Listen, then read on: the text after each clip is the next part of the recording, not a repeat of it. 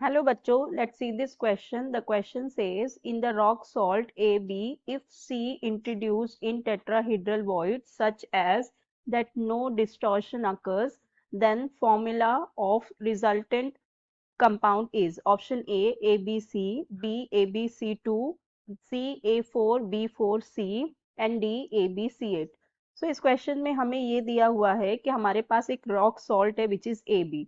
So if C introduced in tetrahedral void such that no distortion occurs, then the formula of the resultant compound. तो हमें उसका compound बताना है. अब हमारे पास एक रॉक सॉल्ट है जिसका फॉर्मूला है ए बी. ठीक है, हमारे पास ए बी का रॉक सॉल्ट है.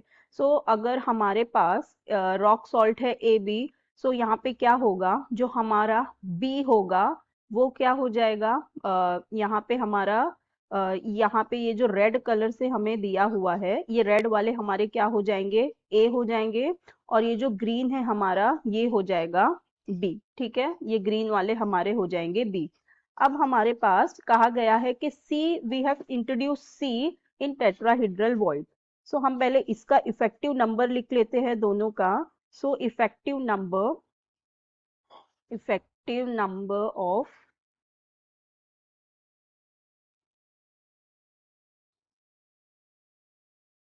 Atom A in 1 unit cell हमारे पास हो जाएगा.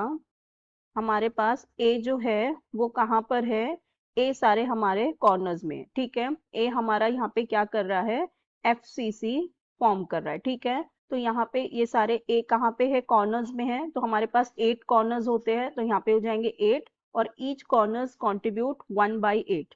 देन प्लस फिर हमारे पास कॉर्नर्स में होते हैं और हमारे पास होते हैं सेंटर में. ठीक है, तो यहाँ से हमारे पास ये आ जाएगा 6 इंटू 1/2. ठीक है, corners and plus face centre. तो हमारे पास फेस सेंटर में कितने होते हैं, 6 होते हैं और ईच कंट्रीब्यूट 1/2. तो यहाँ से हमारे पास आएगा 1 + 3, so that will be equal to 4. अब इसी तरह से हम इफेक्टिव नंबर कैलकुलेट कर लेते हैं. Effective number of effective number of atom B क्या हो जाएगा हमारा, in 1 unit cell would be in 1 unit cell will be equal to. अभी हमारा जो B होगा ये कहाँ पे होगा, ये ऑक्यूपाई करेगा ऑक्टाहेड्रल वॉइड. ठीक है, B जो है हमारा ये ऑक्टाहेड्रल वॉइड ऑक्यूपाई करेगा. ऑक्टाहेड्रल वॉइड में हमारे पास होते हैं, एक होता है सेंटर में. ठीक है, एक हो जाता है सेंटर में और प्लस हमारे पास होते हैं एज सेंटर में. ठीक है, एक सेंटर में होता है, बाकी एज सेंटर में होते हैं. तो सेंटर में तो एक ही कंट्रीब्यूट करता है, तो सेंटर में हमारे पास आ जाएगा 1 और एज सेंटर में हमारे पास 12 एज सेंटर होते हैं. So it will be 12 multiplied by each will contribute 1/4. So that will be 1 + 3 which is equals to 4. Okay, now effective number तो हमारा अब हमारे पास यहाँ पे कहा गया है कि C is introduce in tetrahedral void. ठीक है, सो जो हमारे पास C है ये है टेट्राहेड्रल वॉइड में. और जो टेट्राहेड्रल वॉइड होता है इसमें किस तरह से प्रेजेंट होते हैं, हमारे पास ये जो 3 फेस सेंटर होते हैं, सपोज हमने ये 3 फेस सेंटर लिया, दिस इज 1 2 3 और ये एक कॉर्नर, ये 3 फेस सेंटर और एक कॉर्नर के बीच में यहाँ पे हमारे पास एक होता है, वो हो जाता है एक टेट्राहेड्रल वॉइड के लिए. तो ऐसे अगर हम इसको 8 टुकड़े में डिवाइड करेंगे तो हमारे पास एक एक सब में आ जाएगा. सो वो 8 हो जाता है. ठीक है, सो अगर हम ये कहे इफेक्टिव